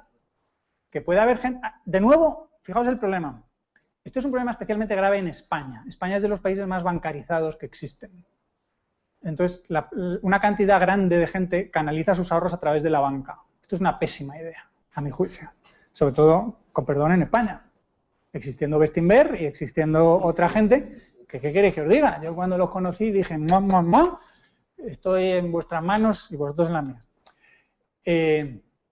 Pero la gente cree que el director de sucursal es su amigo. Y yo digo, pues bueno. Y no entienden que no, que él tiene un incentivo económico a venderte, a colocarte lo que sea. Y la banca, mucha parte de la banca, estaban en situación financieramente tan mala que tenían que colocarle lo que fuera para obtener financiación rápida. Entonces, ¿que ha habido trapicheo por parte de ambos? Sí. ¿Qué recurso hay? Pues lo siento, pero yo prefiero que se mire lo que dicen los contratos a lo que se supone que cada cual. Que luego hay casos sobre alguien que es ciego y o no sabe escribir, resulta que ha firmado, o se pueden ver abusos, pero eso lo hay en cualquier sector de la actividad. Pero luego mirarlo de la gente no aprende de nuevo porque quiere hacerse la tonta. Mirarlo de Afinsa Forum Filatélico. La gente quiere que papá Estado le resuelva el problema. Y el problema es que como papá Estado le resuelve el problema se repetirá. Pero cuando ves la historia de la humanidad es todo acreedores pegándose contra deudores. Y como los acreedores a menudo son muy ricos y tal, y los deudores pues son la masa que o votan en masa o te organizan una revuelta, pues el Estado pues, puede acabar cediendo, aunque el principal deudor actual es el Estado, pero bueno. Hola, bueno, yo quería preguntarte, que gracias por la charla, si podías explicar un poco más la diferencia entre activo y pasivo, porque parecía que, bueno, en lo que tenéis en Internet, en artículo que tienes colgado, pues parece que el dinero fiat, que es el pasivo del banco, pues claro, al perder, en fin, al crear los bancos dinero, pues pierde valor y entonces parece que deja de ser, la teoría de Paco, que deja de ser un buen dinero, y luego estaba la teoría tuya, que ya me pierdo, en fin, si podías explicar un poquito más la diferencia, poner más ejemplos. En la base de la pirámide monetaria está el dinero puro, pongamos que es moneda de oro, moneda de plata, o lo que haya elegido la sociedad. Sobre esa base, sobre ese fundamento, empiezas a construir lo que he llamado inicialmente sustitutos o complementos monetarios. Y no solo eso, sino que construyes todo el sistema financiero. Es decir, construyes todas las deudas, todas las obligaciones de las empresas, del gobierno, del Banco Central, todas las acciones, todas las participaciones, todo eso está denominado de alguna manera o en otra deuda de otro agente o al final en dinero. Es decir, un banco de provincias puede decirte: mis sustitutos monetarios, si tú me vienes a reclamar que te los convierta, vale, pero no te los voy a convertir en moneda de oro porque no tengo. Te lo voy a convertir en el billete del Banco de Londres, que es mi activo. Y si el cliente lo acepta, y luego el billete del Banco de Londres, pues ya vas y se lo presentas al Banco Central o a un banco privado de Londres, el de Londres dice: yo te lo convierto en el billete del Banco Central, y el Banco Central ya te lo convierte en oro. Es decir, ahí va habiendo una pirámide de entidades que tú vas creando de forma recursiva unas en función de otras. Una buena pirámide, como cualquier estructura recursiva, tiene eso, se llama una condición de finalización, o en este caso una base. Entonces, el activo puro es eso, la base de la pirámide, lo que es dinero a secas. Cuando dices que algo es ya un pasivo, es que es deuda. Luego, deuda tiene un acreedor, para otra persona es un activo. De verdad no quiero entrar en la discusión, pero aprenderos en un balance. Es que estoy intentando ver mi presentación, no consigo sacar. Si esto no lo entendéis y queréis aprender, es leer lo mínimo de contabilidad. El activo es lo que tienes, el pasivo es lo que debes. El exigible es lo que realmente debes a otros. Los fondos propios es lo que has puesto tú, los accionistas.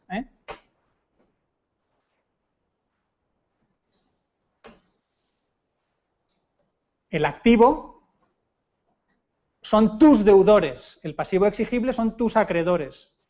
Si hemos quedado que vosotros erais mis depositantes o la gente que me habéis prestado dinero, vosotros sois mi pasivo, y si yo os he prestado dinero, vosotros sois mi activo, y los fondos propios soy yo, si soy yo el accionista del banco.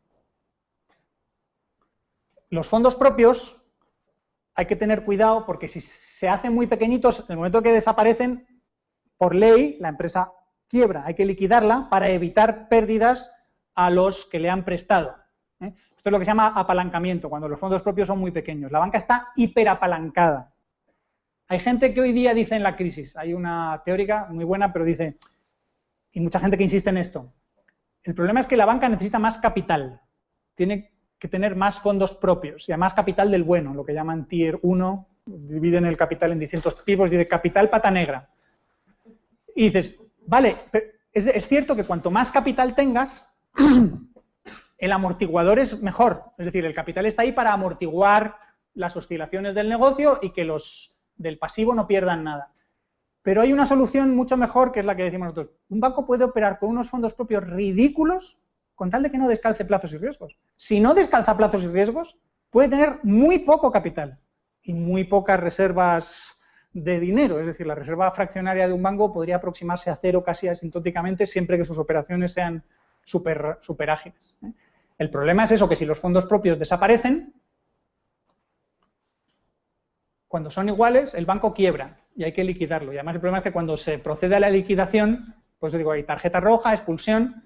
Cuando se ve lo que realmente valía el activo no valía lo que decía y la gente del pasivo se tiene que comer una pérdida. Todo esto es derechos de cobro, pero solo hay esta riqueza para proceder a satisfacerlo. Entonces el banco tiene que ser prudente. Si el banco es prudente, cuando le retiran depósitos, no pasa nada, porque vende esto sin pérdida y simplemente lo que pasa es que su balance es más pequeño. Pero fijaos, entonces los fondos propios son cada vez mayores. Este es un banco súper, si está esto ajustado, súper prudente. El problema es que será mal negocio, porque tiene demasiados, quizá tenga demasiados fondos propios, o podría hacerlo mejor. Cuando es imprudente, deuda griega, construcción, esto es lo que veíamos, la curva de tipos con plazo. Entonces, si el pasivo es a corto plazo y se supone que es seguro, es decir, vosotros estáis seguros, es falso, es una confianza falsa, pero vosotros estáis seguros de que vais a cobrar y queréis cobrar ya, pero yo lo he invertido con riesgo a gente poco fiable o negocios muy especulativos y a largo plazo, pueden pasar dos cosas, que de repente me doy cuenta de que el activo pierde valor y entonces ahí tengo un agujero. Y ese agujero, lo primero es que podría intentar colocaroslo a vosotros, que me lo perdonéis, pero supongo que no sois tontos o si no aprendéis, no entendéis finanzas, aprendéis rápidamente que podéis decir que no. Entonces se lo tienen que comer los fondos propios. La otra es, si hay una corrida bancaria, yo necesito vender aquí para pagar, pero tengo que vender con pérdida de valor. Luego, de nuevo, aquí hay una pérdida que me va a fondos propios. Crisis y quiebra. Luego, aprender un poco a entender lo que es el balance y así me acuerdo una de las cosas que a mí más me enseñó cuando leí un artículo de radio, es decir, de los errores monetarios más graves es no entender que una cosa es dinero y otra cosa son promesas de pago de dinero. Entonces ahí está en parte nuestra discusión de, bueno, el billete fiat, ¿cómo lo interpretamos? ¿Como un dinero raro coactivo o como una promesa de dinero rara en el sentido que es una promesa de no saber a qué tienes derecho? Vamos a otro de los típicos debates muy relacionado con este, nos llega desde Twitter, no podía faltar, obviamente, Isaac Riera, bueno, está bien que se haga oscuro por la intriga y la...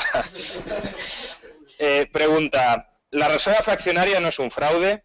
Su uso implica que la obligación sobre un porcentaje del dinero coexiste con depositante y prestatario. Cuando a mí me explicaron la primera versión que tuve yo de todo esto era la de la reserva 100% exigirla y a mí me encajaba y hace poco me enteré que a rayo también. O sea que es una explicación falacia bien construida, porque engaña bien.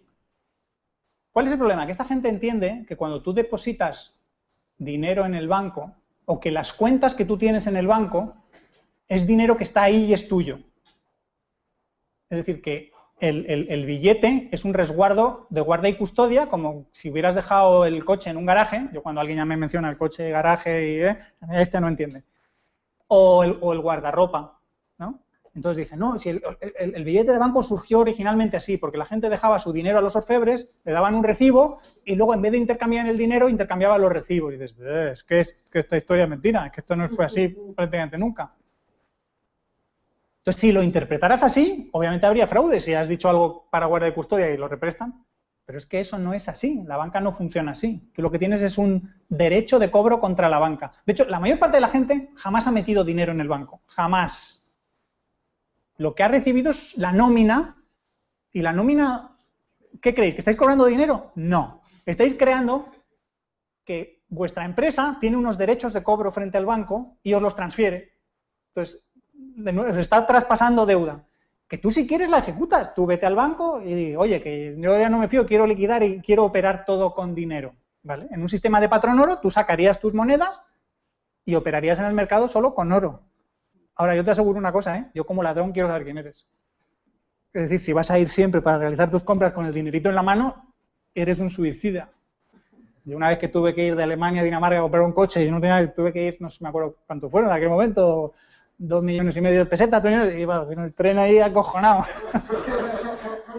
Entonces, esto pasaría siempre, el poder usar crédito, es decir, no tengo nada que me puedan robar porque son derechos de cobro que están en el banco. De nuevo, tengo que fijarme en que el banco no me cometa un fraude, guardar yo los ingresos que he hecho y esas cosas. Entonces, está todo muy bien construido y dices, es que hay dobles derechos de propiedad. Y dices, no, pero si aquí, esto no es un certificado de propiedad sobre una moneda concreta o una moneda abstracta porque es fungible. No, lo que hay es unos derechos de cobro. El banco, para pagarte, si tú quieres cobrar, esta gente dice, es que si todo el mundo quisiera cobrar a la vez, el banco no podría pagarlos. ¿Por qué? Porque no tiene suficiente oro en sus, o el dinero que sea, en su cámara. Y yo les digo, ¿y qué? ¿Es que no entendéis que el banco tiene otros activos? Y que si esos activos son líquidos, por definición de líquidos, los puede vender rápido sin pérdidas. Y esto es lo que haría un banco. Un banco tiene algo de reserva fraccionaria para no estar vendiendo sus activos constantemente, porque también tiene ahí unos costes de transacción. Entonces, si ve que las reservas se le van agotando, pues tendrá que ir vendiendo sus activos. O pedir prestado a otros. Y esto los bancos lo hacen constantemente. Dos preguntas de Gustavo Vargas. La primera, ¿para cuándo una cuenta de Facebook o Twitter?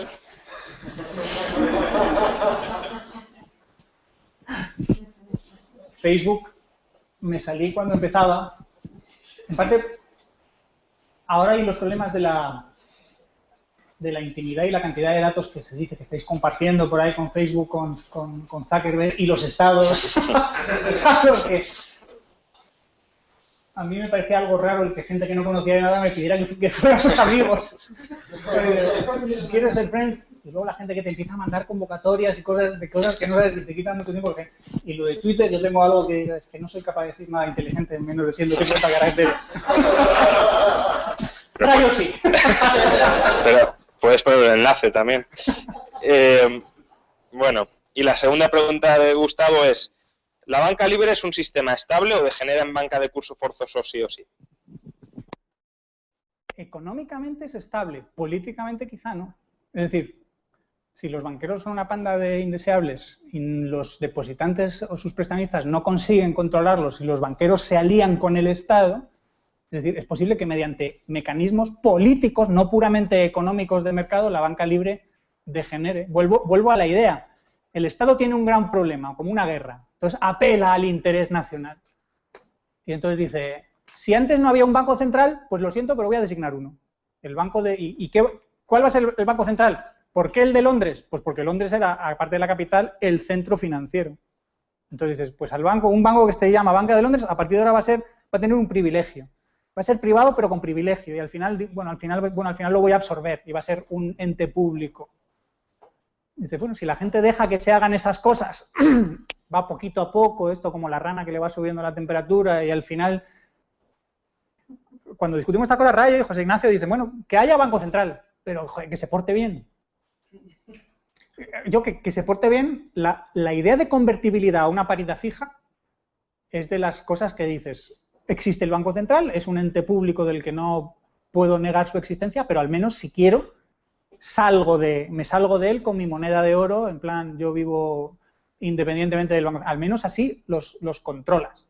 Claro, el problema entonces llega, ¿quién fue este? Roosevelt, y dice, no, se confisca todo el oro y ustedes no pueden tener oro. Kevin Daunt ha estudiado los diversos episodios de banca libre a lo largo de la historia y la conclusión es que muy poquitos pasaron de un sistema de banca libre a uno de banca regulada por crisis bancarias, que los dos motivos principales, uno es para facilitar la financiación del gobierno, obvio, y otro es por algún cambio ideológico académico de tenemos que avanzar hacia una banca central monopolística porque así funciona mejor el sistema. Pero que no es porque el sistema haya caído y haya hecho falta que entre el Estado. Hay una idea ya también avanzada, es simple, pero no la habéis sacado.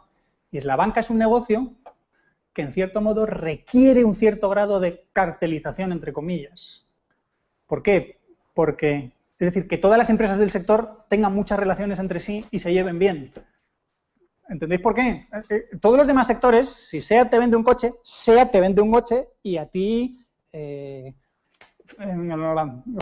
Peugeot te da igual.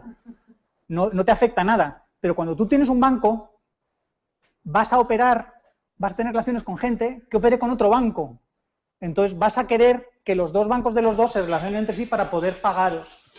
Luego, la banca es un negocio de asociarse entre sí. Luego el miedo es, ¿qué pasa si se asocian tanto que no solo se reconocen sus pasivos unos a otros y actúan entre sí, crean una cámara de compensación, sino que dicen, oye, ya que estamos asociados, ¿por qué no les damos por saco a estos?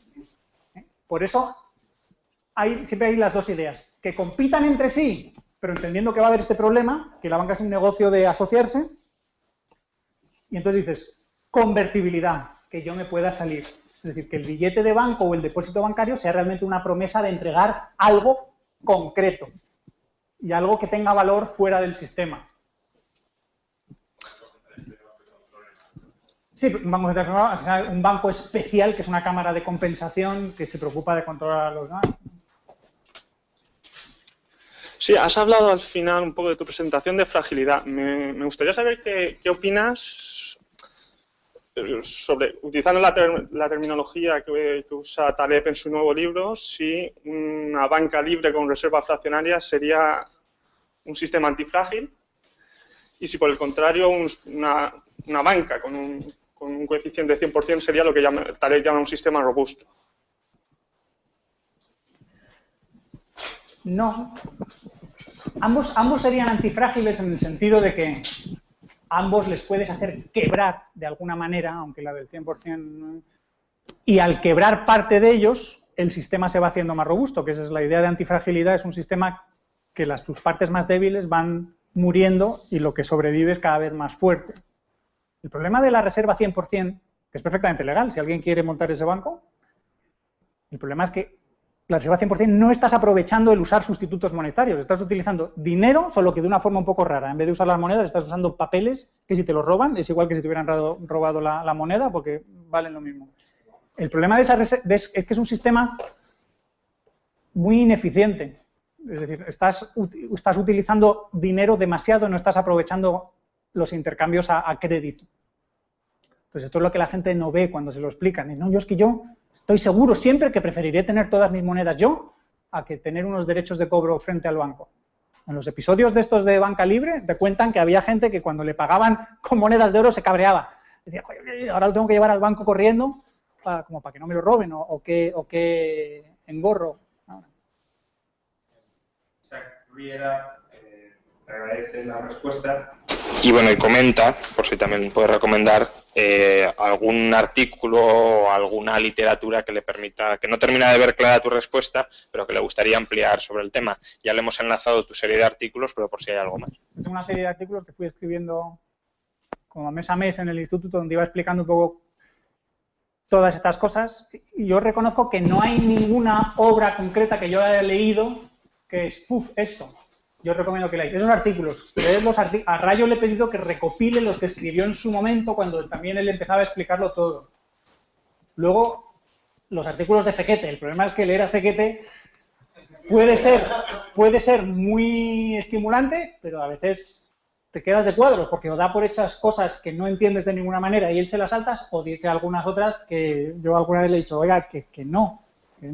Él se empeña muchísimo en distinguir como crédito como deuda del préstamo, cuando digo, oiga, que esto es, el origen es distinto, pero una vez existen, todo es deuda, lo que pasa es que una son a muy corto plazo y otra son a más largo plazo. Pequete. Y intentar leer a todo el mundo, sí. Conviene entender a los monetaristas para ver qué quieren decir. La idea de la cantidad de dinero influye su valor es obviamente parcialmente verdadera, lo que pasa es que es tan pobre que da pena. Los keynesianos al menos entienden algo que parece que algunos austriacos no entienden, y es que no todo ahorro va a inversión, sino que si atesoras o si cambias tu perfil de inversión, eso tiene efectos. Yo ahora estoy haciendo un curso de uno que se llama Perry Merling en Coursera, que es Money and Banking, no me acuerdo, y es súper didáctico cómo va empezando, y además es que ya te mete el balance nada más empezar. Entonces, no tienes más remedio que entender el dinero y todos los intercambios mediante balances. Y así se entiende muchísimo mejor. No es solo entender que yo te doy a ti y no ves ningún balance ni nada. Sí. Tengo una duda. ¿Cómo una persona simple, mortal, puede, o en qué se tendría que fijar para saber si qué banco es solvente y cuál no, algo que sea simple de reconocer. Vamos a ver.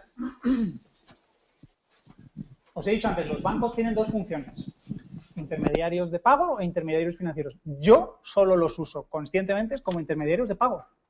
Es decir, ellos quizá esperen que algún día invierta con ellos y te llaman y te dan la vara de que tenemos estas oportunidades. Yo, desde que descubrí a Bestinver, y ahí está Maite Juárez, y aquí vienen a menudo pues Álvaro, Paco y Fernando. Entonces, discutiendo con ellos y viendo cuál es su filosofía de inversión, dices, muchachos, yo es que ya entiendo y ya me fío de vosotros, mientras que al banquero que no le conozco de nada y me cuenta mil historias, no...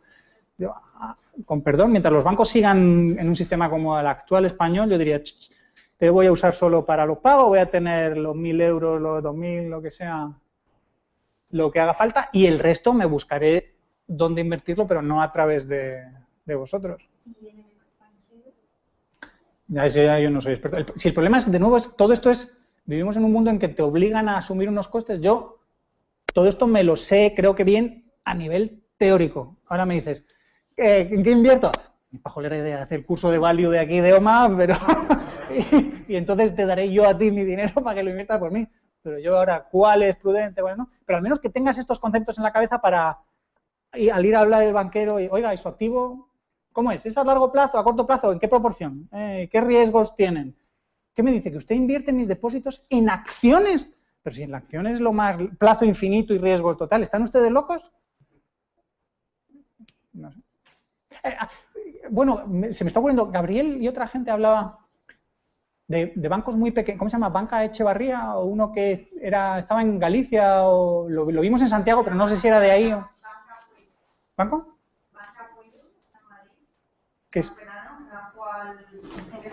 Que son muy pequeños, hay bancos muy pequeños que son como muy responsables, muy tradicionales, sobre todo que ves que están como totalmente alejados de los tejemanejes políticos. Pues.